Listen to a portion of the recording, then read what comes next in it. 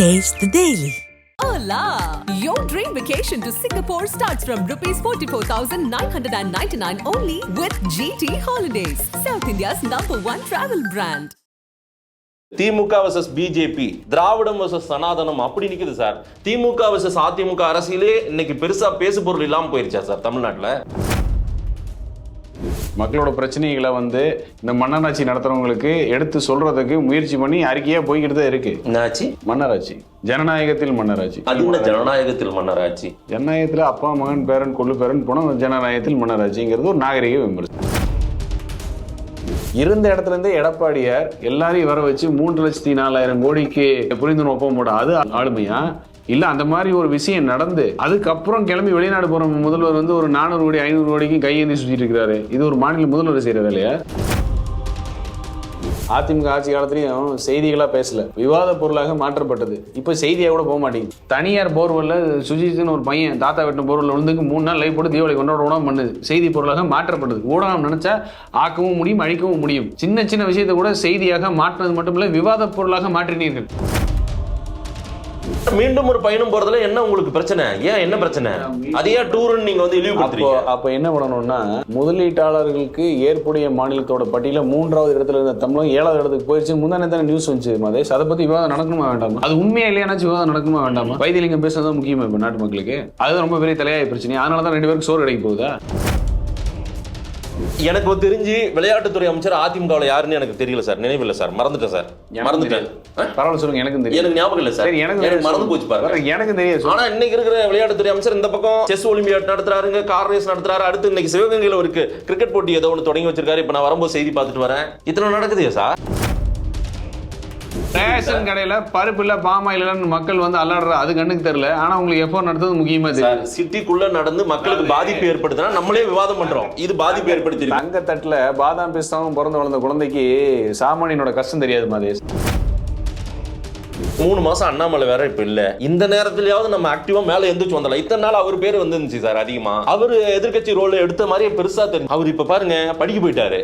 நம்ம இந்த ரோலை சீக்கிரம் எடுத்துருவோம். நம்ம 3 மாசம் விட்டதை பிடிச்சிருவோம். தொலைக்காட்சி விவாதங்களே கடந்த 10 நாளா அதிமுக செய்தி தொடர்பாளர் ஒரு தொலைக்காட்சியில் கூட விவாதத்தில் உட்கார்ற சார். நீங்க ஏன் சார் உட்கார்ந்து பேசுங்க சார். என்ன தலைப்பு? தமிழ்நாட்டை சார்ந்த தலைப்புன்னு ஏதோ ஒண்ணு சொல்லுங்க. தமிழ்நாட்டை நான் இப்ப சொன்னேன் உங்களுக்கு. மகாவிஷ்ணு பிரச்சனை அது சரியா? மகாவிஷ்ணு பிரச்சனை ஆக்குனதே திமுகங்க. எப்படி? ஏன்னா அங்க மகேஷ் பொய்யாமொழியோட டிரைவர்னு சொல்லிட்டு ஒருத்தர் கூட்டு பாலியல் வன்கொடுமை பண்ணி அதே தேதியில தான் மகாவிஷ்ணு பிரச்சனை வருது. இப்படி திரைமறைவுல வேண்டும் என்று திமுக பாஜக நரேட்டிவ் ஓட்டணும்னே வேலை பார்க்கிற திமுக யாரு? திமுகவும் பாஜகவும் சேர்ந்து பின்னாடி கள்ள கூட்டணி உறவுல நரேட்டிவ் திமுக பாஜக மட்டுமே ஓட்டணும்னு வேலை நடக்குது. அதிமுக பொருட்டே இல்லன்னு பேசக்கூடிய இடத்துல போய் அடிக்கிறாங்க. நீங்க வெளியே வந்ததுக்கு அப்புறம் பேசவே மாட்டேன்றீங்க அவங்கள. ஆனா அவங்க அதே ஃபோர்ஸ் அதே வேகம். இது திட்டமிட்டு நடக்கக்கூடிய ஒரு விஷயம். அது வேண்டுமில்ல. அதன் தமிழ் நேயர்களுக்கு வணக்கம். பல்வேறு துறைகளில் ஆக சிறந்த ஆளுமைகளை சந்தித்து நாம் நேர்காணல் எடுத்து வருகிறோம். அந்த வகையில் மீண்டும் நம்மோடு இணைந்திருக்கிறார் அண்ணா திராவிட முன்னேற்ற கழகத்தின் செய்தி தொடர்பாளர் திரு கோவை சத்தியன் அவர்கள். அவரிடம் கேட்பதற்கு நிறைய இருக்குன்னு வாருங்களிடமே கேட்போம். வணக்கம் சத்தியன் சார். வணக்கம் மதேஷ். எப்படி இருக்கீங்க? ஏதோ இருக்கேன் மதேஷ். கிட்டத்தட்ட ஒரு 2-3 பேட்டியா இதுதான் முதல் கேள்வி. அதிமுக ஏன் இவ்வளவு சோர்வா இருக்கீங்க? தமிழ்நாட்டின் பிரதான எதிர்கட்சி நீங்க தான். ரொம்ப ஆக்டிவா இருக்கணும், பல விஷயங்கள் பண்ணணும். திமுக எதிர்கட்சியா இருந்தபோது ஒரு வருஷத்துக்கு 10,000 போராட்டமா 20,000 போராட்டமா ஏதோ லிஸ்ட் எல்லாம் பண்ணாங்க. எவ்வளவோ பெருசாலாம் காட்டினாங்க. ஆளுநரை எதிர்த்து போராட்டம், அரசாங்கம் இந்த விஷயத்துல தப்பா பண்ணுது, மின்சார கட்டண உயர்வு, பல விஷயங்கள் போராட்ட வடிவில் அவங்க ஒரு எதிர்ப்பை தெரிவித்து கொண்டே இருந்தார்கள். மக்கள் பக்கத்துல நின்ன மாதிரி தெரிஞ்சது. நீங்க ஆனா அப்பப்போ ஒரு அறிக்கை, ஏதேனும் சின்ன சின்னதா ஒரு ப்ரெஸ் மீட்ஸ், அவ்வளவுதான் இருக்குது. நீங்கெல்லாம் ஆக்டிவா இருக்கிற மாதிரியே தெரியலையா சார் தமிழ்நாட்டு மக்களுக்கு? மதேஷ், மக்களோட தலையாய பிரச்சனைக்கு குரல் கொடுக்காம இருந்தது இல்லை அப்படிங்கிறத உண்மை. இப்ப நடந்த ஃபார்முலா 4 ரேஸ் கார்னு ஒன்று இருக்குல்ல, அதுக்கு உச்ச நீதிமன்றத்துக்கு வரைக்கும் வழக்காடு மன்றத்தில் போய் வழக்கு என்னன்னா இதுக்கான தேவை இப்போ இருக்கா, இதுக்கு இவ்வளோ பணம் செலவு பண்ணுமா, மக்கள் நலத்திட்டங்கள் எவ்வளோ பெண்டிங் இருக்குன்னு போனது அதிமுக தான். இன்னும் மக்களாக தான் நிற்கணும். மக்களோட பிரச்சனைகளை இந்த மன்னராட்சி நடத்துறவங்களுக்கு எடுத்து சொல்றதுக்கு முயற்சி பண்ணி அறிக்கையா போய்கிட்டு தான் இருக்கு. மன்னராட்சி, ஜனநாயகத்தில் மன்னராட்சி. அது தனியா சொல்லக்கூடாது. ஜனநாயகத்தில் மன்னராட்சி, ஜனநாயகத்துல அப்பா மகன் பேரன் கொள்ளு பேரன் போனா ஜனநாயகத்தில் மன்னராட்சிங்கிறது ஒரு நாகரிக விமர்சனம். இல்ல ஓட்டு போட்டு தானே அவர் தேர்ந்தெடுத்து வர. யார் இல்ல என்ன ஓட்டு போட்டு தான் வந்தாரு. சரி, மன்னருக்கு ஓட்டு போடுறாங்க, அப்புறம் பட்டத்தில் இளவரசருக்கு ஓட்டு போடுறாங்க, அப்புறம் அடுத்தது அவருக்கு போடுவாங்க அப்படின்னா அது பேர் மன்னராட்சியில வேற என்ன? அப்படி இல்ல, மக்களுக்காக தேர்ந்தெடுக்கக்கூடிய ஒரு ஆட்சி தான். மக்களே இவருக்கு ஓட்டு போடுறவங்க கூட அந்த வாய்ப்பு இன்னொருத்தருக்கு இருந்தா அதுக்கு கொடுக்கணும்ல, அதான ஜனநாயகம். அதிமுக எல்லாருக்குமே வாய்ப்பு கொடுக்கும், யாருமே இல்ல அதான் நான் சொல்றேன், எல்லாருக்குமே கொடுக்க முடியாது. ஆனா இன்னாருடைய மகன் இன்னாருடைய பேரனுக்கு மட்டும்தான் வாய்ப்பு கொடுக்கணும் அப்படிங்கிறது இருந்ததுன்னா அது வேறு தானே. அதுதான் அது போல இன்னாருக்கு தான் வாய்ப்புகள் எல்லாம் அதிமுகவில் கிடைத்திருக்குன்னு பல பட்டியலை நான் எடுத்து போட்டுங்களா? அந்த மாதிரி யாரு போடுங்க, எது மக்கள் மன்றத்தில் ஈடுபடுதுன்னு பார்க்கலாம். உங்க குடும்பத்துல யாராவது அரசியலுக்கு வருவதற்கு வாய்ப்புகள் இருக்கா அப்படின்னு ஒருத்தர் கேட்கிறாரு. ஆக என் மருமானாலும் சரி என் மானாலும் சரி அரசியல் வருவதற்கு வாய்ப்புகள் இல்லை என்பதை அழுத்தம் திருத்தமாக உறுதியாக சொல்கிறேன் அப்படின்னு சொன்னவர் தான் இன்னைக்கு வந்து மன்னரா உட்காந்துருக்காரு முதல்வரா. அப்படி சொன்னவருக்கு அப்புறம் என்னாச்சு? அப்போ மன்னராட்சி விமர்சனம் வைக்க வேற என்ன வைப்பாங்க? எதிர்கொண்டு நீங்க ஜெயித்து வாங்க சார், நீங்க போராடி வாங்க, மக்கள் கிட்ட உண்மையை சொல்லுங்க, நாங்க என்ன விஷயங்களை அம்பலப்படுத்துங்க. ஓகேங்களா? நீங்க சொல்றது எடுபடலையா சார்? மறுபடியும் அந்த பக்கமே காத்து வீசுதுன்னா என்ன பண்ண முடியும்? மாதேஷ், இப்போ மக்களிடம் தெரிவிக்கக்கூடிய வழிவகைகள்ல ஊடகம் வந்து அதான் பிரதானம். அதை தாண்டி வேற எந்த பிரதானமும் இல்லை. இப்போ நாம ஒரு மக்கள்கிட்ட ஒரு விஷயத்தை எடுத்துட்டு போனோம் அப்படின்னா மாநிலம் தழுவிய போராட்டம்னு வச்சா கூட இந்த போராட்டம்ங்கிறது கூட ஒரு குறிப்பிட்ட மக்கள்கிட்ட தான் போய் சென்றடையும். அந்த போராட்டத்தை கவனிக்காதீங்க, போராட்டத்தை பத்தி தெரியாதவங்க பார்க்காதவங்க எல்லாம் அவங்க வீடு வரைக்கும் தேடி போய் அவங்களுக்கு தெரியப்படுத்தக்கூடிய விஷயம் யார்கிட்ட இருக்கு, பலம் யார்கிட்ட இருக்குன்னா ஊடகத்துலதான் இருக்கு. சரி, ஊடகத்துல அது சார்ந்த விஷயங்கள் எதுவுமே பேச்சு பொருளா வராத பொழுது அதிமுக சோர்வான மாதிரி தான் தெரியும். இல்ல சார், இதுவா அரசியல் கடந்த 50 ஆண்டு கால 60 ஆண்டு கால திராவிட அரசியல் திமுக அதிமுக மாறி மாறி இங்க ஆட்சி செய்ததற்கான அரசியல் இதுவா? இன்னைக்கு ஊடகங்கள் பெருத்து விட்டது, சமூக ஊடகங்கள் இருக்கு, நாங்க அங்க பேசுறோம், வீடு வீடா கொண்டு போய் சேர்த்துறோம், பெட்ரூமுக்கு கொண்டு போய் சேர்த்துறோம் சொல்றதெல்லாம் கதை இல்லை சார். நீங்க என்ன முன்னெடுக்கிறீங்க? உங்களுடைய வீரியம் எங்க தெரிகிறது? திமுக வர்சஸ் பிஜேபி, திராவிடம் வர்சஸ் சனாதனம் அப்படி நிக்குது சார். திமுக வர்சஸ் அதிமுக அரசியலே இன்னைக்கு பெருசா பேசு பொருள் இல்லாம போயிருச்சா சார் தமிழ்நாட்டுல? அதுக்கு ஏன் இந்த அளவுக்கு வந்து நீங்க இடம் கொடுத்துட்டீங்க? எவ்வளவு பெரிய பாரம்பரிய திராவிட இயக்கம்னு சொல்லி திராவிடம்னா என்னன்னே தெரியாத ஒரு கட்சியா இருக்கிற திமுக வந்து முதல்ல சனாதன ஒழிப்போன்னு சொல்லிட்டு அப்புறம் கோர்ட்ல போய் நான் பேசுனது தவறாக புரிந்து கொள்ளப்படுதுன்னு சொல்லி ஜட்ஜு காலில் விழுந்து இவ்வளவு கேவலங்கள்லாம் நடக்கும் பொழுது எல்லாம் பேசாம என்ன ஒரு மக்களை ஒரு பிரிவினை எண்ணத்தோடையே தூண்டி தூண்டி அரசியல் ஆதாயம் அடைந்து தேடுகின்ற லெவலுக்கு இறங்கி போன திமுகவை பார்த்து அது பண்ற விஷயம் பெருமையா பேசணும் பாருங்க. எவ்வளவு ஒரு வருத்தம் இல்ல சார், இன்னைக்கு பேசு பொருள் ஆயிட்டு இருக்காங்க. அதிகாரத்தில் இருப்பதனால் மட்டுமல்ல, கொள்கை ரீதியா அவங்க நிக்கிறாங்க. பல விஷயம் பேச்சு பொருள் ஆக்கப்படுகிறது, அது கொள்கையே கிடையாது மதேஷ். அப்போ பிரிவினை தான் திமுக கொள்கைன்னு சொல்றீங்கன்னா சொல்ல நான் ஏத்துக்கிறேன். என்ன பிரிவினை சொல்லுங்க? சொன்னீங்க சனாதனம்னு. சரி, பேச வேண்டிய தேவை எங்கிருந்து வந்துச்சு? நீங்க சனாதனத்தை ஆதரிக்கிறீங்களா? அதிமுக சனாதனம்னா என்ன சொல்லுங்க? ஏற்றத்தாழ்வு இருக்கிறது, நீ அங்கதான் இருக்கணும் நான் இங்கதான் இருப்பேன்னு சொல்றது, நான் மேலதான் இருப்பேன் நீ கீழே தான் உட்காரணும், இது சனாதனமா? அதுதானே, அதை எதிர்த்து தானே அவங்க பேசுறாங்க. ஜாதி மத இனம் பார்த்து எந்த ஒரு நிலைப்பாடும் எடுக்காத ஒரு இயக்கம் ஒன்றே குலம் ஒருவனே தேவன்கிறது எங்க கொள்கையில ஒண்ணு. நாங்க என்னைக்கு ஒரு ஜாதி மதத்தை பார்த்து நாங்க ஒரு முடிவு எடுத்திருக்கோம்? எடுத்ததே கிடையாது. அதற்கான தேவையை ஏற்படுதில்லை அனைத்து இந்திய அண்ணா திராவிட முன்னேற்ற மக்களுக்கே நல்லா தெரியும். இப்ப திமுக என்ன பிரிவினை பார்த்துச்சு சொல்லுங்க? பிரிவினை தானே அது. எது வேற என்ன பிரிவினை? இது பாஜக வளரணும்னு சொல்லி ஒரு கூட்டு பின்னாடி இருக்கிற ஒரு அண்டர்ஸ்டாண்டிங்ல பிஜேபி வளர்வதற்கு அவங்களோட நரேட்டிவ், பிஜேபி வளர்வதற்கான நரேட்டிவ் எதிர்த்து நீங்க எதுக்கு பேசணும்? என்ன தேவை இருக்கு? பிஜேபி வளர்வதற்கான நரேட்டிவ் வந்து பிஜேபி வேணா திட்டமிடலாம். திமுக வந்து எப்போதுமே திமுக அதிமுக தான் அந்த இடத்துல இருக்கணும்னு ஆசைப்படுறாங்க. என்னதானே எங்க பங்காளிங்க ரகுபதி சும்மா உங்களை வாங்க இங்க வந்துருங்கன்னு கூட சொல்றாரு. ஆனா இருந்தாலும் சொல்றாரு எங்களுக்கு போட்டி நீங்க தான் இருக்கணும்ன்றாரு, சட்டத்துறை நீங்க தான் இருக்கணும்னாரு. ஆனா எடப்பாடியார் வைக்கிற விமர்சனங்களுக்கும் எடப்பாடியார் கொடுக்குற அறிவுக்கும் பதிலே வரமாட்டேங்குது. ஆணித்தரமான ஒரு பதில் வரமாட்டேங்குது. அமைதியால இருக்காங்க. அது ஊடகத்துல பேச்சு பொருளாவே போயிடக்கூடாதுன்னு ரொம்ப தீர்க்கமா இருக்காங்களே. ஒடுக்கப்பட்ட மாணவர்கள், பிற்படுத்தப்பட்ட மாணவர்கள் விடுதியில் நடக்கக்கூடிய அவலம் இங்க மயிலாப்பூர், நம்ம ஹெட் குவார்டர்ஸ்ல இருக்கோம். மயிலாப்பூர் விடுதியில மாணவர்களுக்கு சரியான உணவு கூட போவதில்லை, தங்கும் இடம் சரியில்லை. அங்கே வந்து சமூக விரோதிகள் வந்து அதை வந்து கூடாரம் வந்து தவறா பயன்படுத்துறாங்கன்னு அறிக்கை கொடுத்தாரா இல்லையா? சரி, அதுக்கு என்ன பதில் அறிக்கை கொடுத்தாங்க? என்ன அறிக்கை கொடுத்தாரு அமைச்சர்? இவங்க கொடுக்குற டேட்டாவே தப்பு. எடப்பாடி பழனிசாமி என்னன்றத டேட்டாவை தெளிவா சொல்லுங்க. என்னத்தையாவது இல்லாத ஒண்ணத்தை எடுத்து வச்சுட்டு பேசுறீங்களே, நேற்றுக்கு பேசினாங்களா இல்லையா? என்ன உங்களுக்கு பதில் கொடுக்காங்க? இந்த கூடத்திலிருந்து 40 கல்லூரிகளுக்கு உணவு போகுது, சரியா தான் போகுது. வந்த பட்ஜெட்ல 97 விழுக்காடு நாங்க உபயோகப்படுத்திட்டோம். இது ஒரு பதிலா? அடிப்படை ஆதாரம் இல்லாத விஷயத்த அவர் என்ன ஆதாரத்தோட பதில் கொடுத்தாரு? சார் நீங்க சரி, அப்படி உண்மையிலேயே இது ஆதாரமான விஷயமா இருந்ததுன்னா இதே ஒரு விவாத பொருளா போல. கட்சியிலே இல்லாத ஒருத்தர் வந்து பேட்டி கொடுக்கறது விவாத பொருளா போகணுமா? அது ஃப்ரண்ட்லைன் மீடியால கட்சியோட தினசரி நடவடிக்கைக்கு சம்பந்தம் இல்லாதவர், கட்சியிலேயே இல்லாத ஒருத்தர், இப்ப அவர் கட்சிக்கு அவருக்கு சம்பந்தமே இல்லைன்னு ஒருத்தர் வந்து அவர் கொடுத்த பேட்டி தான் 1 மணி நேரம் விவாத பொருளா போகணுமா? இல்ல ஒடுக்கப்பட்ட மாணவர்கள் விடுதியில இந்த அவலம் நடக்குதுன்னு சொல்லி புகைப்படத்தோட அனுப்புற எடப்பாடியார் வந்து ஆதாரம் எல்லாம் பேசுறாரு. இல்ல sir, main stream media boycott பண்றாங்க. நீங்க மீடியாவை பாய்காட் பண்றீங்க. அந்த விடுதியில பீர் பாட்டில் இருந்துச்சா இல்லையா? அந்த போட்டோ வந்துச்சா இல்லையா சமூக வலைதளத்துல? வந்துச்சா வரலையா? இப்ப மாணவர்கள் பீர் குடிக்கிறாங்களா அப்படி சொல்றாரு அமைச்சர்? இல்ல அது வந்து பீர் விற்கிற இடமா, அது மது விற்கிற இடமா? அது ஆதாரம் இல்லைன்னு எப்படி சொல்லுவார் அமைச்சர்? அவருக்கே தெரியல என்ன நடக்குதுன்னு. இதான் உண்மை. Right sir. ஊடகங்கள்ல பங்கேற்று நீங்கள் இதை விவாத பொருளாக்குங்க சார், கேள்வி கேளுங்க சார். ஊடக தலைப்பு வைங்க, யார் வேண்டாம்னா? எந்த தலைப்பா இருந்தாலும் நீங்க எதிர்க்க எந்த தலைப்பா இல்லையா? என்ன சொல்லுவாங்க, ராகுல் காந்தியோட வெளிநாட்டு பயணம்னா அதுல போயிட்டு வந்து மயிலாப்பூர் விடுதியில வந்து எடப்பாடி அறிக்கை கொடுத்தா அதை பத்தி பேசுங்கன்னு சொல்லுமா? சரி, இப்போ உங்களுக்காக கடந்த ஒரு 4-5 நாட்களாக ஊடகத்துல வந்த விஷயம் தான் சார். எடப்பாடி ஊடகம் என்ன டிபேட் நீங்க முடிவு பண்ணலையே சார்.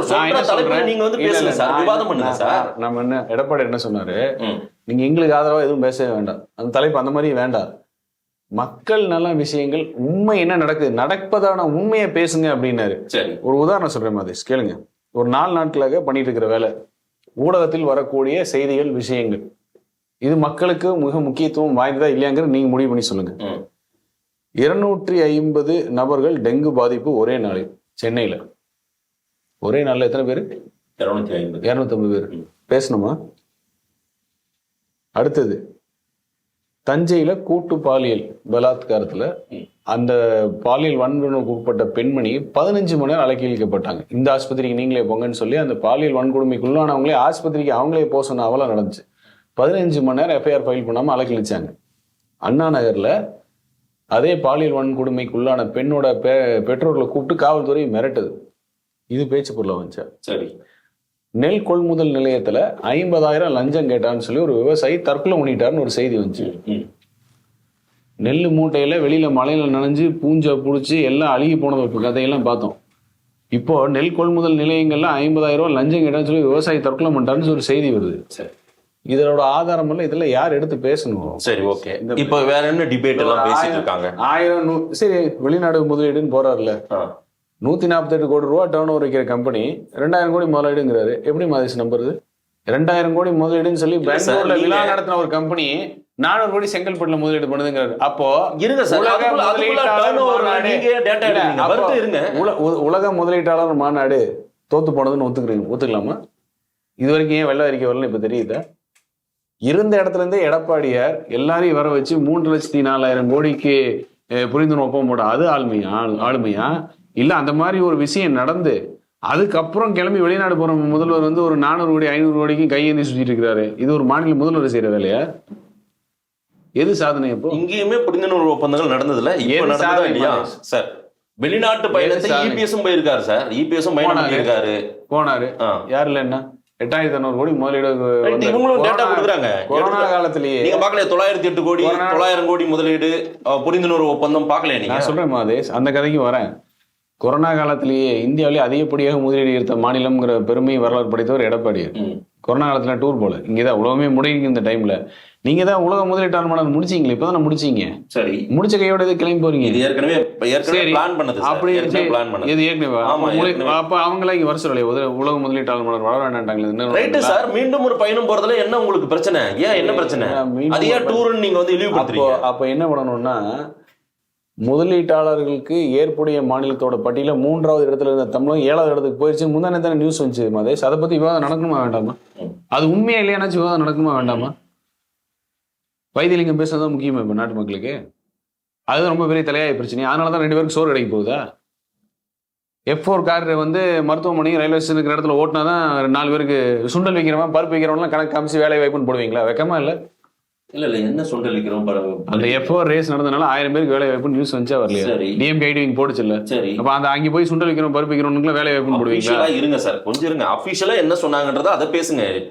சோஷியல் மீடியால யாரோ ஒருத்தர் திமுக ஆதரவாளர் பேசாதீங்க. டிஎம்கே ஐடிவிங் போடுது, நான் இங்க ஆதரவாளர். அப்ப அதிமுக ஐடிவிங் போட்டா அது வந்து ஒரு பொருளை பேச மாட்டீங்களா நீங்க? அபிஷியலா நீங்க ஒரு செய்தி மாநில அப்ப என்ன சொல்றீங்கன்னா ஒரு 1000 பேருக்கு வேலை வாய்ப்பு கூட இல்ல அப்படின்னு சொல்ல வரீங்க சார்? என்னன்றது டிஎம்கே ஆதரவாளர் போடுறோம் ஒரு 1000 பேருக்கு வேலை வாய்ப்புன்னு, அது கூட சொல்ல முடியாத நிலைமையில இருக்கு.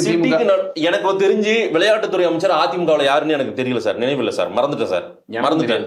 பரவாயில்ல சொல்லுங்க. எனக்கு ஞாபகம் இல்லை சார், எனக்கு மறந்து போச்சு பாருங்க. எனக்கு தெரியும். ஆனா இன்னைக்கு இருக்கிற விளையாட்டுத்துறை அமைச்சர் இந்த பக்கம் செஸ் ஒலிம்பியாட் நடத்துறாருங்க, கார் ரேஸ் நடத்துறாரு. அடுத்து இன்னைக்கு சிவகங்கையில ஒரு கிரிக்கெட் போட்டி ஏதோ ஒன்று தொடங்கி வச்சிருக்காரு. இப்ப நான் வரும்போது செய்தி பார்த்துட்டு வரேன். இத்தனை நடக்குது சார். ஆகஸ்ட் 7 திருப்பூர்ல தேசிய ஈட்டி எறிதல் போட்டி நடந்துச்சு மாதேஷ். அவங்க களிமண் தரையில ஓடி ஈட்டி எறிஞ்சாங்க. ஈட்டி எறிதல் போட்டி பயிற்சி பெறுவதற்கு சிந்தட்டிக் ட்ராக் தமிழ்நாட்டில் இல்ல அப்படின்னு சொல்லி தமிழ்நாடு அத்லெட்டிக் அசோசியேஷன் ஒரு லெட்டர் போடுது. யாருக்கு? நீங்க சொல்ற அதே பட்டத்து இளவரசர் இருக்கிற துறைக்கு. சரி உதயநிதி, நான் உதவாநிதி உடனே என்கிட்ட சண்டைக்கு வருவீங்க. ஒருத்தர் இந்த மாதிரி டாக் வச்சு பேசாதீங்க. இந்த மாதிரி உங்க தலைவரை பேர் வச்சு பேசினால் உங்க தலைவர்களை பேர் இதெல்லாம் சரியா பேசலையா சார்? ஒரு விவாதத்தை ஒரு தர்க்கரீதியா வாதம் பண்ணுங்க, சரியா கொண்டு போங்க. எனக்கு அப்படி குமுறிட்டு வருதுங்க. கண்ணுக்கு முன்னாடி நடக்கிறேன் இது பத்தி எனக்கு குமுறிட்டு வருது. எவ்வளவு நாகரிகமா சொல்லணுமோ அவ்வளவு நாகரிகமா சொல்றேன். படத்துல சரியான தலைமை இல்ல உங்க ஆட்சி காலத்துலயும் இல்ல. அப்போ இல்ல எங்க ஆட்சி காலத்துல இல்ல, எங்க ஆட்சி காலத்துல இருந்துச்சு. அது என்ன இடிச்சு நிறைவிட்டாங்களா? இல்ல போட்டாங்க. கேளுங்க, இப்ப ஆதாரம் தரேன். இப்ப பேசுங்க. இப்ப தைரியம் வந்து போய் உதயநிதி கேளுங்க. நேர விளையாட்டு அரங்கம் சிந்தட்டிக் ட்ராக், அது புரட்சி அம்மா காலத்துல உருவாக்கப்பட்டது. அதுல வந்து ஃபுட்பால் விளையாடுறவங்க பிராக்டிஸ்ங்கிறனால இவங்களுக்கு அனுமதி இல்லைன்னு சொல்லியிருக்காங்க. தமிழ்நாடு அத்லெட்டிக் அசோசியேஷன் ஒரு வருஷமா கேட்டுட்டு இருக்கு ஈட்டி எறிதல் போட்டிக்கு ஒரு தளம் இல்லைன்னு. ஏன் F4 கார் ரேஸ் நடத்துறவங்க அமைச்சர்னால ஒரு சிந்தட்டிக் ட்ராக் அமைச்சு கொடுக்க முடியாது? அது மாதிரி இப்ப பேசுங்க. இல்ல ஒண்ணு நடக்கும்போது தான் இது இல்ல இதையா நீங்க பண்ணலாம்னு கேட்க முடியும். அதற்கான வாய்ப்பை தான் கேட்டோம். இருங்காட்டுக்கோட்டையில இருக்கும்போது எதுக்கு இங்க நடத்துற? அங்க போய் ரேஸ் நடத்த வேண்டியதானே. எல்லாம் வந்து சிட்டிக்கு நடுவுல இந்த மாதிரி பல மாநிலங்கள்ல நடந்திருக்கிறது நீங்க கேள்விப்பட்டது இல்லையா? நீங்க இப்ப எவ்வளவு உலகின் பல நாடுகள்ல இந்த மாதிரி நடந்து. நான் என்ன கேட்கிறேன், அப்ப நடத்தினா F4 தான் நடத்தணும். எனக்கு அந்த மாதிரி இல்ல, பிரையாரிட்டிங்க. ரேஷன் கடையில பருப்பு இல்ல பாமாயில் இல்லன்னு மக்கள் வந்து அல்லாடுற அது கண்ணுக்கு தெரியல. ஆனா உங்களுக்கு F4 நடத்துறது முக்கியமா தெரியும். சிட்டிக்குள்ள நடந்து மக்களுக்கு பாதிப்பு ஏற்படுத்தினா நம்மளே விவாதம் பண்றோம். இது பாதிப்பு ஏற்படுத்தி தங்க தட்டுல பாதாம் பிஸ்தாவும் பிறந்து வளர்ந்த குழந்தைக்கு சாமானியனோட கஷ்டம் தெரியாது மாதேஷ். அப்படிதான் சொல்றதுக்கு நீங்க கொடுக்குற விளக்கம் எல்லாம் விளக்கம் கொடுக்கல சார். அப்புறம் என்ன நான் என்ன சொல்றேன், யாரு அந்த கார் ரேஸ் அந்த காரோட விலை என்ன மாதேஷ்? 4 கோடி ரூபா ஒரு காரோட விலை. சரி, நான் நீங்களும் வாங்கி ஓட்ட முடியுமா? இல்ல அந்த கார் வந்து நான் இந்த விளையாட்டுல உள்ள போனோம் அப்படின்னா எவ்வளவு செலவாகும் தெரியுமா மதேஷ்? இல்ல சார், நம்ம கடந்த காலங்கள்ல இப்படி ரேஸ் போட்டி எல்லாம் நம்ம பார்த்ததுல அரசாங்கம் நடத்தி நான் பார்த்ததுல டிவில பாருங்க, பெருசா பார்க்கல சார். தமிழ்நாடு அரசு நடத்தி நம்ம பாருங்க. எனக்கு தெரிஞ்சு கடந்த 15 வருஷமா நான் பார்த்ததுல அரசாங்கம் நடத்தி பாருங்க. ஒரே நிமிஷம். அரசாங்கத்தோட அடிப்படை என்ன? கட்டமைப்புகளை உருவாக்குறது. கட்டமைப்புன்னு இருக்கான்னு கேட்டா விளையாட்டை மேம்படுத்துவது கூட தான் சார். அந்த விளையாட்டை பார்த்து நான் அந்த விளையாட்டை விளையாடணும்னு ஆசைப்படணும்னோட கனவு நினைவாகுமான்னு உங்களுக்கு கேள்வி கேட்கிறேன். நம்ம காலத்துல பார்த்தே இல்லை இந்த ரேஸ். நல்ல விஷயம் நடத்துறோன்னு வச்சுக்கோங்க மதேஷ். சரி, நம்ம அந்த விளையாட்டை பார்த்து என் வீட்டுல என் பையன் கேட்கறான், அப்ப நானும் F4 ரேஸ் டிரைவரா போகணும், என்னால முடியுமா? இல்ல சார், ரைட், ஓகே. என்னால 4 கோடி ரூபாய் கார் வாங்கி கொடுக்க முடியுமா? இல்ல அவன் வந்து விளையாட்டு போறதுக்கு 2.5 கோடி ரூபாய் செலவு பண்ண முடியுமா? நீங்க கேட்கறது நியாயங்க. ஆனா தமிழ்நாட்டில் இப்படி விளையாட்டு போட்டிகளோ இப்படி அரசாங்கம் நடத்தக்கூடிய நிகழ்வுகளோ உலக நாடுகள் வந்து போறதுனால இதனை ஒட்டுமொத்த உலக நாடுகளின் பார்வை இந்த பக்கம் திரும்பணும் திமுகவினர் சொல்லிட்டு இருக்காங்கல்ல. எல்லாருடைய பார்வை இதன் மூலமா முதலீடுகள் நமக்கு வரும், வேலை வாய்ப்புகளை ஏற்படுத்துவாங்க. சரி, இப்ப என்ன ஃபார்முலா கார் ரேஸ் தயாரிக்கிற கம்பெனிக்கு வரப்போகுது. டெட்ராய்ட் ஆஃப் இந்தியா, சென்னை இல்லையா மதேஷ்? அந்த பெருமை வாங்கி மாதிரி ஒரு நிறுவனம் இங்க வராதா என்ன? கேக்குறேன். வரும் சார், இருங்க சார், காத்துருங்க சார். கார் ரேஸ் 2 நாள் ஓடுனதுக்கு அப்புறமே உங்களுக்கு நிறுவனம். அப்படி என்ன சொல்லுங்க, ரேஷன் கடையில பாமாயிலும் கிடைக்காது, அரிசி கிடைக்காது, பருப்பு சரியா கிடைக்காது, அது முக்கியம் இல்ல. இந்த மாதிரி கார் ரேஸ் நடத்தணும். உலகத்தில் இருக்கிற அனைத்து பணக்கார நாடும் நம்ம திரும்பி பார்த்து ஆஹா ரேஸ் நடக்குது பாருன்னு சொல்லி முதலீடு வரணும். அது எப்போ வரும் தெரியாது. அதுக்கப்புறம் நம்ம வேலையை ஆரம்பிச்சு அதுக்கப்புறம் நம்ம வாழ்க்கையில் நல்லா. இதுல குறை நிறைகள் நீங்க சொல்றீங்க, நிறைகள் சொல்ல குறைகளை சொல்றீங்க, ரைட்டு, நான் பதிவு செய்யறேன், அந்த மக்களுக்கு சொல்றேன். இதுல எனக்குமே சிலது குறையா தெரிஞ்சது, அதை நானுமே சொல்லியிருக்கேன். நான் என்ன சொல்றேன், இதுல இருந்து நம்ம பெறுவது ஏதாவது இருக்கா? கடந்த காலங்களில் ஒண்ணுமே நடக்கலையே சார், இன்னைக்கு இது நடக்குதே சார், அப்படியும் பாருங்கன்ற அந்த வியூல பாருங்க. கடந்த 15 வருஷத்துல இப்படி ஒரு கார் ரேஸ் இப்படி சிட்டிக்கு நடுவுல நம்ம பாத்துருக்குமா மாதேஷ்? ஏட்டு சுரக்காய் கறிக்கு உதவாது. எதுக்கு இந்த பழமொழி? இதுக்கு அதுக்கு உதாரணம் இதான். நான் உங்களுக்கு சொல்றேன், ஈட்டி எறிதல் போட்டிக்கு அவருக்கு பயிற்சி செய்வதற்கு தடம் இல்லைங்கிறேன். அதுக்கு பதிலாக காணும் நம்மளுடைய விளையாட்டுகள் கபடி ஆகட்டும், வட்டு எறிதல், குண்டு எறிதல், அந்த மாதிரி மாணவர்களுக்கு சார்ந்த விளையாட்டுத் துறைகள் எதையுமே இதுவரை கட்டமைப்பு இல்லைங்கிறோம். நீங்க கேட்டால் செஸ் ஒலிம்பியாட் நடத்தணும் பாத்தீங்களா, இங்க கார் ரேஸ் நடத்தணும் பாத்தீங்களாங்கிறீங்க. எங்க மாதேஷ் இருக்கு அடிப்படை நம்மளோட ப்ரையாரிட்டிங்கிறது? கடந்த காலங்களில் நம்ம எல்லாம் இது ஒண்ணுமே பண்ணல. நம்மளுடைய தேவைகள் கடந்த காலங்களில் இது ஏதாவது மக்கள் வரி பணம் முக்கியம். மக்கள் குண்டு எறிதலும் அதிமுக விளையாட்டுத்துறை அமைச்சர் ஏதாவது பண்ணியிருக்காரா? சொல்லுங்க சார், பேர் சொல்லுங்க சார். அதிமுக விளையாட்டுத்துறை அமைச்சர் கேட்கறது என்ன தெரியுமா மதேஷ்? ஒன்னு சொல்லட்டுமா மதேஷ்? நம்மளோட ப்ரையாரிட்டி லிஸ்ட் 1, 2, 3, 4 இருக்கும் பொழுது அந்த ப்ரையாரிட்டி லிஸ்ட்ல இப்போ இது தேவைங்கிறது அடிப்படை கேள்வியா வச்சாரு பொதுச் செயலர் எடப்பாடியார்.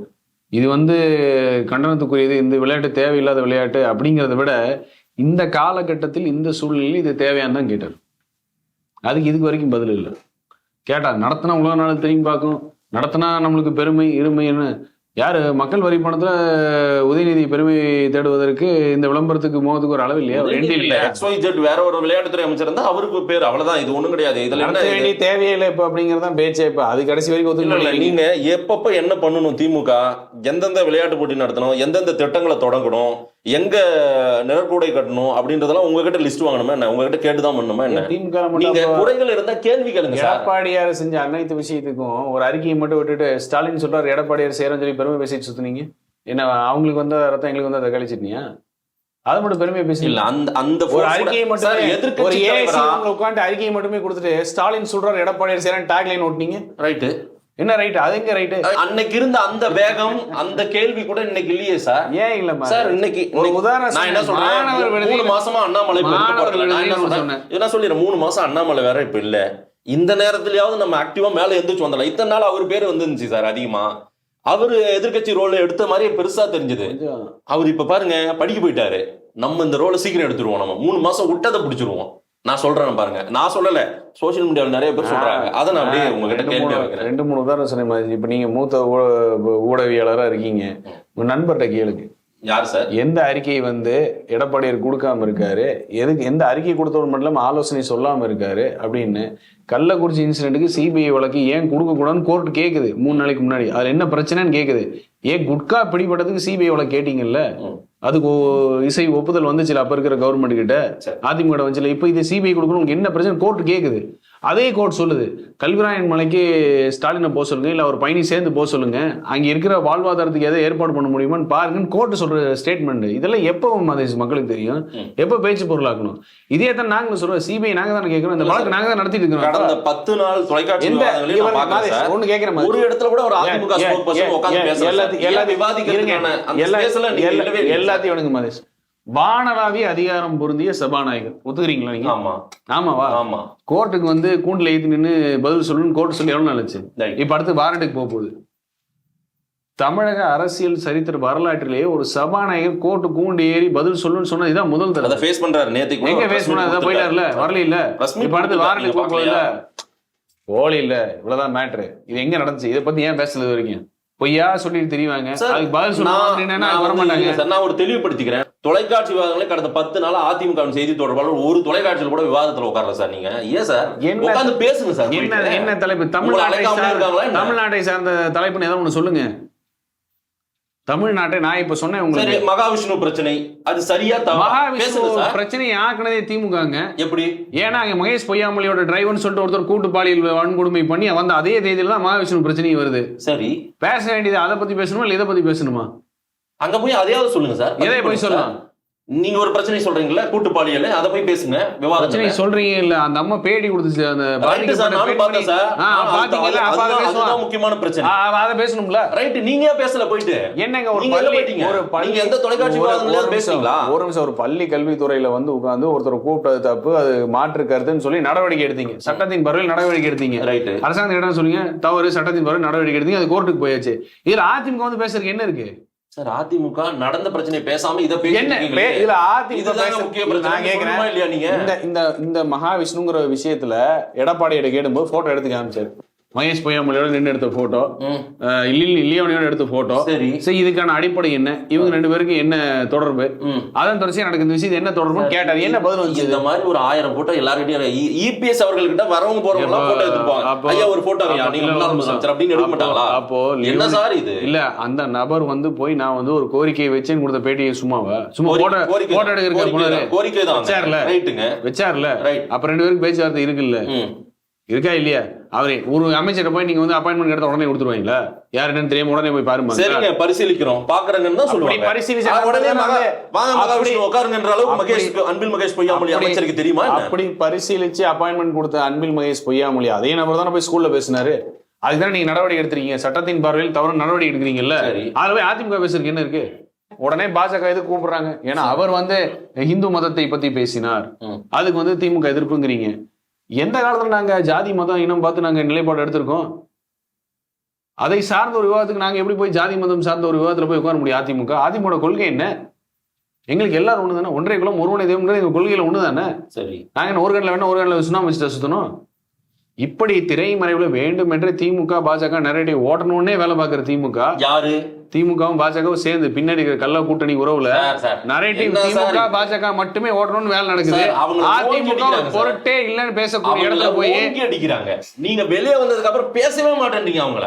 ஆனா அவங்க அதே ஃபோர்ஸ் அதே வேகம். இது திட்டமிட்டு நடக்கக்கூடிய ஒரு விஷயம். அது வேண்டும். அதிமுக ஒரு பொருட்டே இல்ல அப்படின்னு ஒரு பிம்பத்தை உருவாக்கணுங்கிற முயற்சி யாரு திமுகவும் பாஜகவும். ஏன்னா உங்களை தள்ளனாதான் அவங்க வரணும். இல்ல, அப்படி கிடையாது. திமுகவும் பாஜகவும் இருக்கக்கூடிய ஒரே அஜெண்டா இது ஒண்ணுதான்.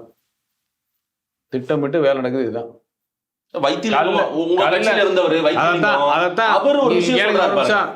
இதுக்குதான் கள்ள கூட்டணின்னு சொன்ன திமுக இருக்கிறவனோட பாஜக இருக்கிறவங்க வரிஞ்சு கட்டிட்டு வரான். இல்ல இல்ல இல்லன்னு ஏன் இதே கள்ள கூட்டணி கள்ள ஒருவன் எங்களே சொல்லுமா இல்ல வாய மட்டும் தான் இருந்தாங்க. ஏன்னா அப்ப பாஜக அதுல ஆதாயம் இருக்கு.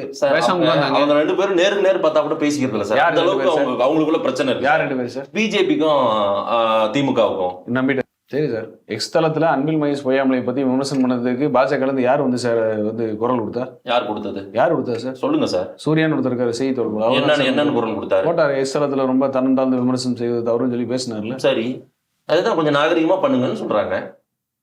நாகரிகமா பண்ணுங்கன்னு சொல்றதுக்கு யார் சார்? இது என்னது மகேஷ்? நீங்க பூவை பூன்னு சொல்லலாம், இல்ல புஷ்பம்னு சொல்லலாம். சரி, உங்க பாசையில என்ன சொல்லிக்கலாம்.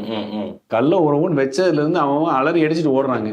எங்கடா கூட்டு வெளிப்பட்டுருச்சே அப்படின்னு சொல்லி. அது ஊடகத்துல எங்கேயுமே அது வந்து ஒரு பேச்சு பொருளா மாறிடக்கூடாது, ரொம்ப கவனமா இருக்கிறாங்க.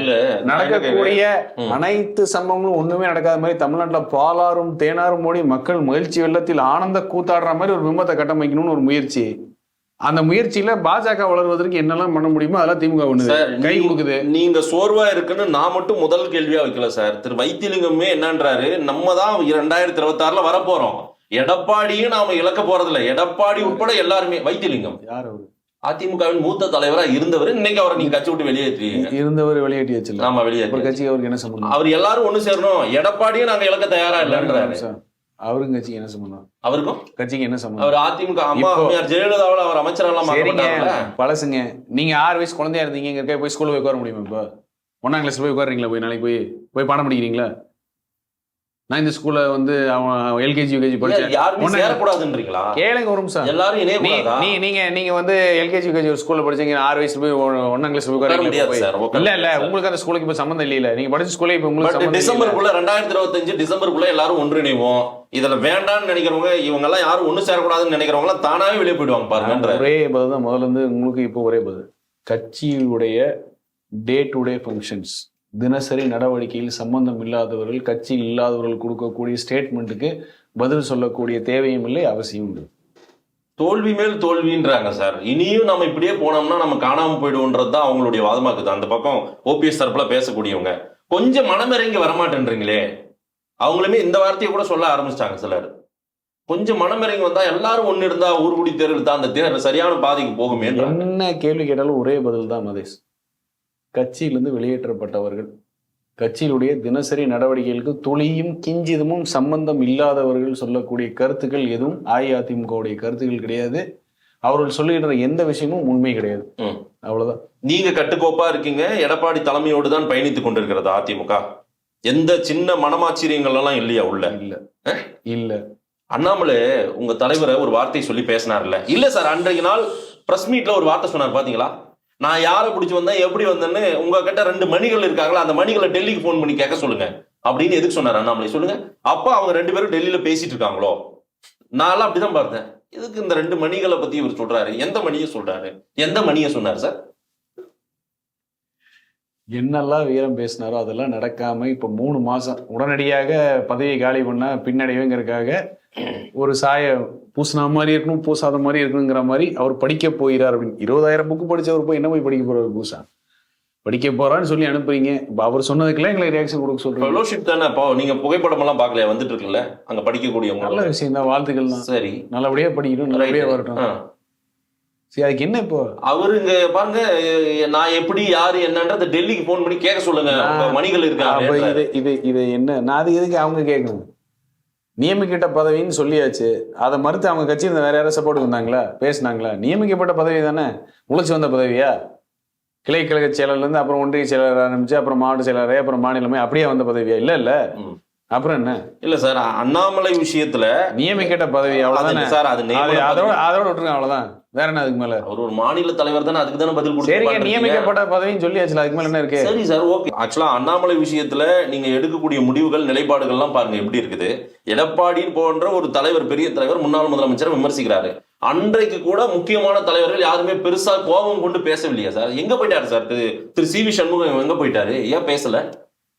ஏன் கோபம் வரல? எடப்பாடி என்ன வார்த்தை சொல்லி பேசினார் அண்ணாமலை? ஏன் சி வி சண்முகம் கோபம் வரல? தமிழ்நாடு ஃபுல்லா போராட்டம் மாதிரி போராட்டம் வெடிச்சு சி வி சண்முகம் பேசினாரா? வேலுமணி பேசினாரா? தங்கமணி பேசினாரா? சார், போராட்டம் நடந்தது இல்லையா? நான் சொன்னவங்க எல்லாம் பேசினாங்களா? எதிர்ப்பு தெரிவிக்கணுமா? வேலுமணி பேசியிருக்கணுமா? தங்கமணி பேசியிருக்கணுமா? எதிர்ப்பு தெரிவிக்கல அப்படின்னு கேட்கக்கூடாது. அண்ணாமலையோட குடும்பவில எரிச்சு ரேலா நடந்த விஷயம் எல்லாம் தமிழ்நாடு ஃபுல்லா நினைச்சு அது உங்களுக்கு கணக்கு தெரியல பாக்கலையா? தொண்டர்கள் உங்க கட்சி தொண்டர்கள் சி வி சண்முகம் ஏன் பேசல? திரு வேலுமணி அவர்கள் ஏன் பேசல? அண்ணாமலை ஒரு ஆளாவே நினைக்கல, பேசல. எவ்வளவு தடவை சார் சொல்றது? நியமிக்கப்பட்ட பதவி, அவருக்கு அரசியல் அனுபவம் கிடையாது, இன்னும் அவர் பார்க்க வேண்டியது நிறைய இருக்குன்னு சும்மா அவர் வச்சு விமர்சனம் ரியாக்ஷன் கொடுன்னு கேட்டுட்டு இருக்கீங்க. ஏன் சார், எங்க அண்ணன் மரியாதைக்குரிய அண்ணன் சி வி அவர்களுக்கும், நத்தம் அவர்களுக்கோ, வேலுமணியனுக்கோ, தங்கமணி அவர்களுக்குன்னு ஒரு இது இல்லையா, ஸ்டேச்சர் இல்லையாங்க? எடப்பாடி அவர்களுக்கு என்ன ஸ்ட்ரக்சர் இருக்கு? ஒரு பெரிய ஒரு உயரம் இருக்குல்ல அவருக்கு. அவரை இப்படி பேசிட்டோடனே கோபம் வந்திருக்கணுமா இல்லையா? உங்களுக்கு எல்லாம் வந்ததுனாலதான் தொண்டர்கள் எதிர்ப்பு. தொண்டர்கள் நீங்க எல்லாம் குரு பொம்மை எரிச்சு எதிர்ப்பு தெரிவிங்க, நாங்கெல்லாம் அமைதியா இருப்போன்றதா எப்படி? இல்ல, அதெல்லாம் தானாக தன்னெழுச்சியாக வரக்கூடிய விஷயங்கள். தான் ஆடாவிட்டாலும் தன் தசை ஆட வேண்டும் சார். ஆமாவா சார்? இங்க பாருங்க, உங்க தலைவர் ஒண்ணு சொல்லிட்டாங்கன்னா நேரம் கொந்தளிச்சிருக்கணும். சி வி சண்முகம் கொந்தளிப்பாரு சார். அந்த கொந்தளிப்பே பாக்கலையா சார்? நான் என்ன கேட்கிறேன்னா, மாதேஷ் கிட்ட ஒரே ஒரு ரிக்வெஸ்டா வச்சுக்கிறேன். இப்ப என்கிட்ட கேட்ட கேள்வியை அதே மரியாதைக்குரிய அண்ணன் சி நீங்காச்சும் பார்த்தா கேளுங்க. நான் கண்டிப்பா கேட்பேன். கேளுங்க, வேலுமணி என்கிட்ட நீங்காச்சும் பார்த்து கேளுங்க, கேட்பேன். அப்ப அந்த பதில் உங்களுக்கு ஏற்புடையதா இருக்கான்னு பார்க்கலாம். முதல்ல ரியாக்ஷன் கொடுக்குற வெயிட்டேஜ் அளவுக்கு அவர் கிடையாதுன்னு நான் சொல்லியாச்சு. என்ன அண்ணாமலையை உங்களால ஹேண்டில் பண்ண முடியலையோ? ஒருவேளை அண்ணாமலையை உங்களால ஹேண்டில் பண்ண முடியாம தவிக்கிறீங்களோ? இல்ல அவர் என்னத்தையாவது பேசிட்டு போட்டோம், நாளைக்கு அவர் உங்க இடத்த பிடிக்கிறதுக்காக வண்டு கட்டுறாரு சார், வந்துட போறாரு சார். அதுக்கு தான் நான் கேட்கறேன். நான் உங்களுக்காக தான் பேசிட்டு இருக்கேன். நான் பாருங்க மாதேஷ், ஒரு போட்டின்னு வச்சா போட்டி ஆரோக்கியமா இருக்கணும். சரி, என்ன அந்த ஆரோக்கியமான போட்டியில நீங்க எதிர்பார்ப்பது எல்லாமே நடக்கும். போட்டின்னு அறிவிச்சுட்டு அது ஆரோக்கியம் இல்லை, அது வேற மாதிரி இருக்கு அப்படின்னா தன் நிலை உணர்ந்தவர்கள் எப்படி நடக்கணுமோ அப்படிதான் நடப்பாங்க. அதுதான் அஇஅதிமுக தலைவர்களும் அப்படிதான். அதோட வெளிப்பாடு தான் அதெல்லாம். இன்னும் சுருக்கமா சொல்லணும்னா, ஒரு கூண்டு ஃபுல்லா ஒரு போட்டோ காமிப்பாங்க, கால பைரவர் போட்டி. கால பைரவர்னு நான் சொல்றேன், நாகரிகமா சொல்றேன். நீங்க தானே சொன்னீங்க நாகரிகமாக சொன்னீங்க. ஒரு 10 கூண்டு கால பைரவர்களோட போட்டி. அதுல ஒரு கூண்டில் இருக்கும் ஒரு மட்டும் அப்படியே இருக்கு. அதுல போட்டி தொடர்ந்து வெளியவே வரல. அப்புறம் கடைசி அந்த கூண்டில் எட்டி பார்த்தா ஒரு சிறுத்தை இருக்கு. இது நீங்களும் பார்த்துருப்பீங்க சமூக வலைதளத்துல. கால பைரவர் வேகமா ஓடுதா, சிறுத்தை வேகமா ஓடுதான்னு ஒரு போட்டி வச்சதுல கால பைரவர்லாம் வேகமா முன்னாடி ஓடிடுச்சு, சிறுத்தை மட்டும் அந்த கூண்டிலே இருக்கு அப்படின்னு. ஏன்னா அந்த சிறுத்தைக்கு தெரியும், நான் இவர்களோட போட்டி போட்டு நிரூபிக்கணுங்கிற அவசியம் இல்லை அப்படிங்கிறது. ஏன்னா அந்த போட்டியை வச்சவங்களோட மடத்தனம் அது அப்படின்னு. அதனால அண்ணாமலை கட்சியை வளர்க்கறதுக்கு இங்க அவர் என்ன அஜெண்டால வந்தாரோ அதெல்லாம் தோத்து போய் இப்ப கௌரவமா வெளியனுப்புறதுக்கு யூகே அனுப்பிச்சிருக்கிறாங்க. அதுக்காக வந்து சிறுத்தையாக இருக்கக்கூடிய அஇஅதிமுக ரியாக்ஷன் கொடுக்கல அப்படிங்கிறது வந்து நான் உங்க பார்வைக்கே விட்டுறேன். சரி, இதோட நாகரிகமா நல்லா இருக்கு இதெல்லாம் கேட்கறதுல. இதெல்லாம் நாகரிகமா இதெல்லாம் ரொம்ப நல்லா இருக்கு. ஆனா என்ன பண்றீங்க, திமுகவை ஏன் சார் கேள்வி கேட்க மாட்டீங்க, போராட்ட வடிவில் ஏன் சார் ஒரு வீரியம் இல்லை அப்படின்னு கேட்டா, சார் உங்களுக்கே தெரியுமே சார், நீங்க எங்க சார் இதெல்லாம் டிபேட் பண்றீங்க, நீங்க எங்க சார் பேசுறீங்க அப்படின்னு மீடியா கேக்குறீங்க. அண்ணாமலை ஏன் சார் எதிர்க்க மாட்டேன்றீங்க, கேள்வி கேட்க மாட்டேங்க, அண்ணாமலையெல்லாம் எங்க தகுதிக்கு ஒரு ஆளாங்க இது ஒன்று சார் கேட்டதான் சரி இதையும் கேட்டு நேற்றுக்கு 54வது ஜிஎஸ்டி கவுன்சில் மீட்டிங் நடந்துச்சா மதேஷ்? சரி, டெல்லியில் நடந்துச்சா மதேஷ்? தமிழ்நாட்டுல இருந்து யார் போனோம்? நிதி ஆயோக்கே பங்கேற்க முடியல, வேண்டாம். நிதி ஆயோக்கு அவர் வீரமா பேசினார், முடியாது அப்படின்னு 3 வருஷம் ஒரு கதையை சொல்லிட்டு விட்டாரு. நேற்று 54வது ஜிஎஸ்டி கவுன்சில் மீட்டிங் நடந்துச்சு டெல்லியில, நடந்துச்சு இல்ல? தமிழ்நாட்டுல இருந்து யார் போனோம்? யூஸ்வலா அந்த ஜிஎஸ்டி கவுன்சில் மீட்டிங் நிதி அமைச்சர் போவார், நிதி அமைச்சர் தான் போகணும். ஒரு தடவை பிடிஆர் போனாங்க, ஞாபகம் உங்களுக்கு இருக்குன்னு நினைக்கிறேன். இப்ப தங்கம் தென்னரசு போனாரா?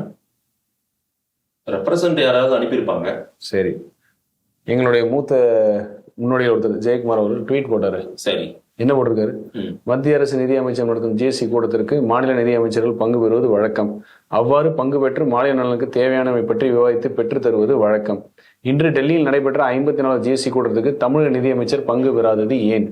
பாஜகவை பார்த்து தமிழக நலன் குறித்து கேட்பதற்கு பயமா, இல்லை என்ன கேட்க வேண்டும் என்று தெரியவில்லையான்னு கேட்டிருக்காரு. சொல்லுங்க மதேஷ், எங்க எந்த ஒரு விஷயத்தை பத்தி ரியாக்ஷன் கொடுக்காம நீங்க கேட்ட மாதிரி அண்ணாமலை கேட்கறீங்களே, ஏன் சிவி பேசல, இவர் பேசல, அவர் பேசலன்னு. ஜிஎஸ்டி கவுன்சில் மீட்டிங் தமிழ்நாட்டை பத்தி கேட்கறதுக்கு நீங்க ஏன் போன கேட்டிருக்காரு ஜெயக்குமார். சிஎம்முடைய நேற்றைய அறிக்கை நீங்க பாத்தீங்களா?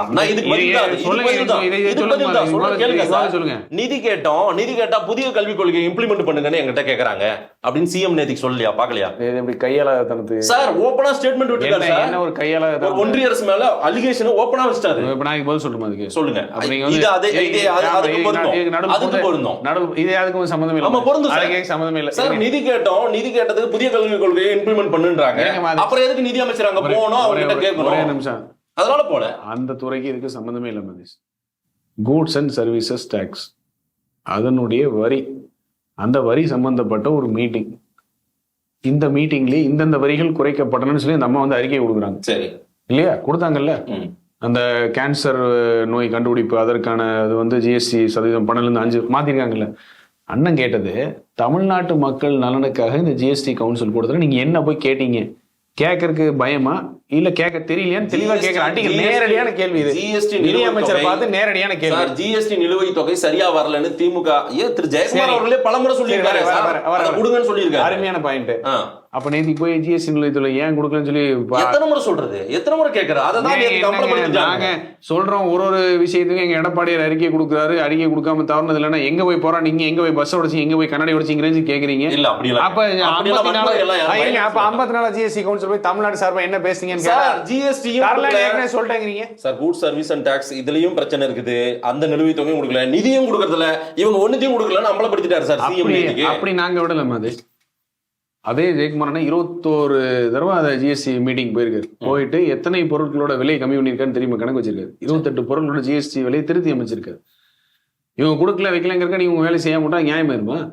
மக்கள் கிட்ட சொல்றோம், மக்கள் மன்றத்துல. எங்க மக்கள் மன்றத்துல யார் கேட்டாது? நேற்று கேட்டாரு எங்க அமைச்சர். இது வரைக்கும் யார் பேசினா இதை பத்தி? இதை பத்தி யார் போய் தங்கம் நினைச்சிட்டு கேட்டாங்க? இதுவரைக்கும் கேட்டாவது சொல்லுங்க. நான் நீங்களும் பேசிக்கிற வரைக்கும் யாரும் போய் கேட்டாங்க? சோசியல் மீடியாவிலே கட்சி நடத்தலாம். நேத்து சொல்றீங்க சார், சோசியல் மீடியாவிலே கட்சி நடத்தலாம். வேற கேட்கறது எப்படி தெரியும் சார்? திமுகவை நீங்க ஃபோர்ஸா எதிர்க்காமல் கேள்வி கேட்காமல் இருப்பதற்கு காரணம் கொடநாடு விஷயத்தில் நீங்க கொஞ்சம் சமரசமாயிட்டீங்க. நீங்க சொல்ற அண்ணாமலை சோசியல் மீடியாவை தாண்டி எங்க வந்தாரு? நீங்க சொல்ற அண்ணாமலை சோசியல் மீடியா ஊடகத்தை தாண்டி எங்க வந்தாரு? எங்க பேச்சு சார்? அதிமுக வாங்க சார். எங்க சார் என்ன சார் இப்படி கேட்டா அப்படி கேட்டா கொடநாடு விஷயத்தில் சமரசமாயிட்டீங்க. அதுக்கு ஒரு விஷயம், அதுக்கு ஒரு முன்னாடி விஷயம் எதையும் சொல்லிடுறேன். நேற்றுக்கு கல்வித்துறை வந்து நிதி கொடுக்கல அப்படின்னு சொல்லி முதல்வர் அறிக்கை நீங்க அதைத்தான் சொல்ற கையாளாதனாங்கிறேன். இதே நேஷனல் எஜுகேஷன் பாலிசி 3 லாங்குவேஜ் பாலிசின்னு எடப்பாடியார் காலத்தில் இருக்கும்போது சொல்லும் பொழுது எடப்பாடி தெளிவா சொன்னது என்னது? 2 மொழி கொள்கை தான் எங்களுக்கு, அதை தாண்டி எங்களுக்கு வேற தேவையில்லை அப்படின்னு திட்டவட்டமா சொன்னதுக்கு எங்க மேல என்ன பட்ட சொன்னீங்க? இல்ல இவங்க பின்காலத்துல ஒத்துக்குவாங்க. நீங்க ஏன் சார் பிப்ரவரி மாசம், இதே வருஷம் பிப்ரவரி மாசம் நாங்க ஒரு கமிட்டி அமைத்திருக்கிறோம். பிரதான் மந்திரி ஸ்ரீனா பெண்ணுக்கு இந்தியில ஸ்ரீ, பிரதான் மந்திரி ஸ்ரீ ப்ரோக்ராம் வந்து பள்ளித்துறையில சேர்ப்பதற்கு நாங்கள் ஒரு கமிட்டி அமைச்சிருக்கோம். அந்த கமிட்டி முடிவு வந்த பிறகு நாங்கள் இதில் சேர்வதற்கு ஆவலாக இருக்கிறோம். லெட்டர் போட்டீங்களே பிப்ரவரி மாசம். எப்போ வந்துடும்? செப்டம்பர் 6 மாசம் உங்க கமிட்டி அறிக்கை விடுக்கலையா? இல்ல கமிட்டி அறிக்கையை கொடுத்து இது வந்து சரியில்லைன்னு சொல்றது உங்களுக்கு தெம்பு இல்லையா? அதெல்லாம் சொல்லிட்டு தான் இருக்காங்க. கேளுங்க, எங்க சொல்றாங்க? சொல்லிட்டு தான் இருக்காங்க. கமிட்டில தர்மேந்திர பிரதான் ஓபனா கேக்குறாங்க. மடமாத்தாதீங்க. மடை மாத்தல சார். இருங்க, அது என்னன்னு சொல்லிடுறேன். அந்த கமிட்டியோட காலவாசம் என்னன்னு சொல்லல, கமிட்டி ரிப்போர்ட் வரைக்கும் என்னன்னு சொல்லல, எதுவுமே சொல்லாம 10 வருஷம் அதிமுக வாங்கின நிகர கடனை 3 வருஷத்துல வாங்கி முடிச்சிங்க. எடப்பாடி என்னைக்காச்சும் இந்த மாதிரி பொது வழியில வந்து அழுதார காசு கொடுக்க மாட்டேங்கிறான்ட்டு? நிர்வாகம் பண்ணல, நடத்தல. கொரோனா காலத்துல கூட ஆசிரியர்களுக்கும் அனைத்து அரசு ஊழியர்களுக்கும் சம்பளம் கரெக்டா போல. இப்ப ஆசிரியர் போராட்டத்தில் நினைக்கிறாங்களே மதேஷ், நீ சொன்ன வாக்குறுதியை நிறைவேற்றும் சொல்லி பதில் இல்ல. இருந்ததே எங்க ஆட்சி, அதைத்தான் சொல்றோம். மத்தியில யார் ஆட்சியில் இருந்தாலும் சரி, பாஜக இருந்தாலும் சரி, காங்கிரஸ் இருந்தாலும் அள்ளி உடனே கிளியே தான் கொடுக்குறான்னு சொல்லியிருக்கோம். ஆக ஒரு முக ஸ்டாலின் மாதிரி வீதியில வந்து அழுதுதான் இருக்கும். இந்த மாதிரி கொடுக்கல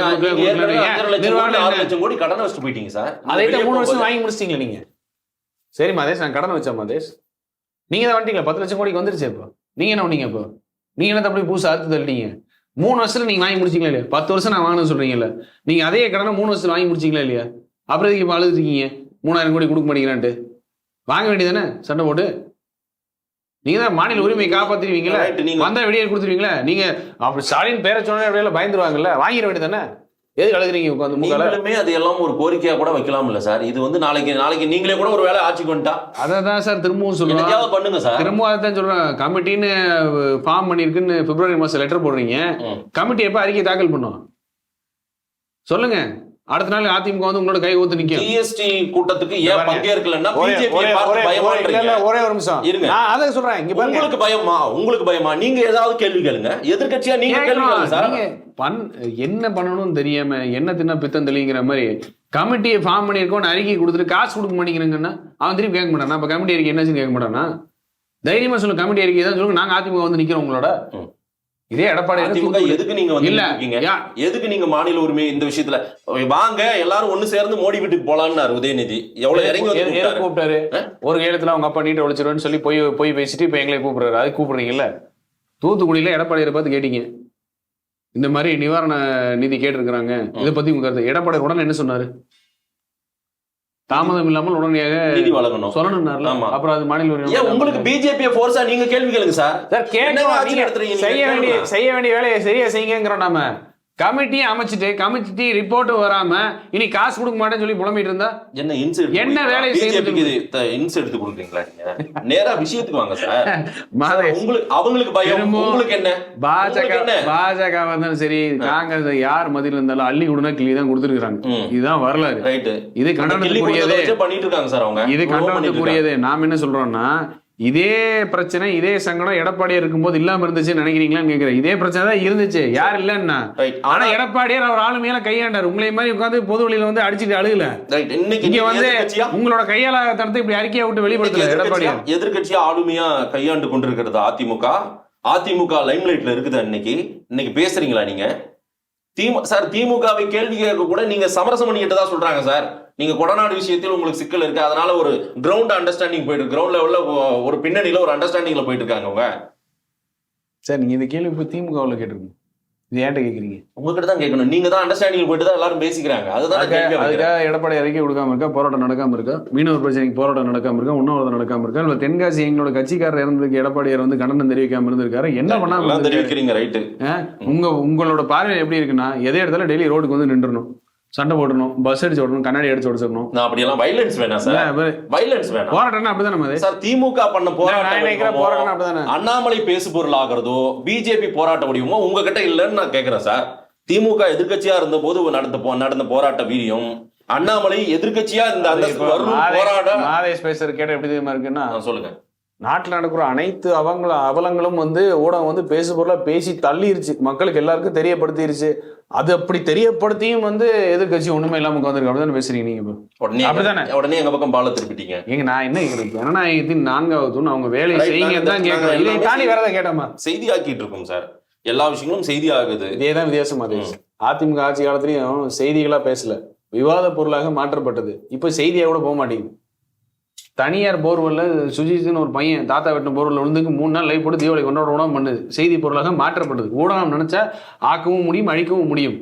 சின்ன சின்ன விஷயத்தை கூட செய்தியாக மாற்றினது மட்டும் இல்ல, விவாத பொருளாக மாற்றினீர்கள். சரி, இப்ப இருக்கிற ஊடகம் அது செய்தியை கூட சொல்வதற்கு தயங்குது. ரைட் சார், நாங்க செய்தி ஆக்கிறதுக்கு நாங்க தயாரா இருக்கோம். விவாத பொருளாக விவாத பொருள் நிச்சயமா நம்ம பண்ணிட்டு தான் இருக்கோம். பண்ணோம். இப்ப வைத்தியலிங்கம் சொல்றாரு டிசம்பர் 25க்குள்ள எல்லாரும் ஒண்ணு சேர்ந்துருவோம். 26ல அதிமுக வின் பண்ணணும்ன்றாரு சார். பதில் சொல்லிட்டேன் மாதேஷ். அதிமுக வெற்றி பெறணும்ன்றாரு சார். அதிமுக பதில் சொல்லிட்டேன் மாதேஷ் சார். 26ல வின் பண்ணுமா வேண்டாவா, வெற்றி பெறணுமா வேண்டாவா? கட்சியில இல்லாதவர், கட்சியுடைய நேரடி நடவடிக்கைகளில் சம்பந்தம் இல்லாதவர், கட்சியை விட்டு வெளியேற்றப்பட்டவர், கட்சியோட கோயிலை சூறையாடியவர், சம்பந்தம் இல்லாதவர், கட்சியினுடைய துரோகி, விரோதி, அவர் பத்தி எங்களுக்கு மேல அக்கறை காட்டுற மாதிரி இருக்கக்கூடிய பிம்பமே போலி. அதுக்கு நாங்க ரியாக்ஷன் கொடுக்கணுங்கிற அவசியமே இல்லை. ஒண்ணு கூடனாதான் நம்ம வெற்றின்றாங்க சார். இல்லைன்னா கரை சேராது இந்த கப்பல் அப்படின்றாங்களே. அதிமுக எதிர்காலமே கேள்விக்குறியா போயிடும்ன்றாங்களே. விடுங்க மதேஷ். பாஜக தர்பூசணின்னு கொடுப்பாங்க சிம்பிள், அதை வாங்கிட்டு போய் போட்டி போடுவாங்க. இப்ப பலாப்பழம் மாதிரி நாளைக்கு தர்பூசணி, நாளைக்கு பூசணிக்கான்னு கொடுப்பாங்க. அப்புறம் கடைசியில் பலா கொட்டான்னு கொடுப்பாங்க. வச்சுட்டு தேர்தல் கிளம்பி காந்து அவங்க வாழ்க்கையை பார்த்துட்டு போக சொல்லுங்க. யார் வேண்டாம், எனக்கு பின்னாலும் 100 ஆண்டுகள் இருக்கணும்னு சொன்னாங்கல்ல, அதுபடிதான் எடப்பாடியார் இருக்காரு. அதுக்காக எடப்பாடியார் இருக்காரு. இப்படி இருந்தா கூட்டணி கூட யாரும் ரெடியா இல்ல. ஆட்சியில இருக்கிற வரைக்கும் அமைதியா இருந்துட்டு கடைசியில போயிட்டு முதலமைச்சர் பார்த்து சிறப்பான ஆட்சி நடத்துறீங்கன்னு சொல்லி பொக்கே கொடுத்துட்டு இந்த மாதிரி எல்லாம் விடுங்க. எதுக்கு தெரிஞ்சு பண்றாங்க, மெசேஜ் பண்றாங்க. திமுக கட்சியில கூட்டணியில இருக்கிறவங்க எல்லாம் சொன்னீங்க. அவங்க யாரும் பாருங்க, ராகுல் காந்தி தான் ட்விட் போடுறாரு, சைக்கிள் நாம 2 பேரும் சென்னையில சேர்ந்து ஓட்டணும்ன்றாரு ஸ்டாலின் அவர்கள்கிட்ட. பாருங்க, அங்க சைக்கிள் ஓட்டுறதுல அவங்க சென்னையில வந்து ஓட்டணும்ன்றாரு ராகுல். அப்ப என்ன அர்த்தம்? இது நாம உங்க கூட தான் இருப்போம் அர்த்தம்னா ராகுல் காந்திக்கு சைக்கிள் ஓட்ட தெரியும் போதுமா? விடுதலை சிறுத்தை திரும்ப ரெண்டு விஷயம் தெரிஞ்சிச்சு மாதேஷ். முக ஸ்டாலினுக்கு சைக்கிள் ஓட்ட தெரியும், ராகுல் காந்திக்கு சைக்கிள் ஓட்ட. 2 சைக்கிள் இணைந்து ஓட்ட போறாங்க. இணைந்து அப்புறம் எந்த அந்த சைக்கிள்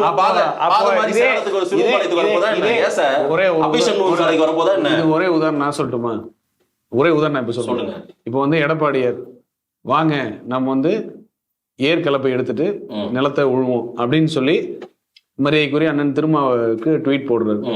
ஏற்கலப்பை நான் விழுது பல நாட்கள் இது வாங்கல் உழுவோம் அப்படின்னு அவர் சொல்றாரு. இதை ஊடகம் எப்படி தெரியுமா பேசும்? ஏன் 2 பேரும் வேற வேற நிலத்துல ஏற்கலப்பை விழுவுறேன்னு சொல்றாங்க? அப்போ இன்னும் 2 பேரும் பிரிஞ்சுதான் இருக்காங்களா? மனம் ஒன்றிணையவில்லையா?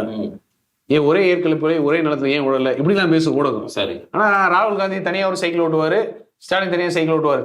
பேசணும் பேசலாம் மதேஷ். ஏன் ஒரே சைக்கிள் டபுள்ஸ் போல? அப்ப 2 பேருக்கும் பிரிவினை அப்படின்னு கூட பேசலாம்.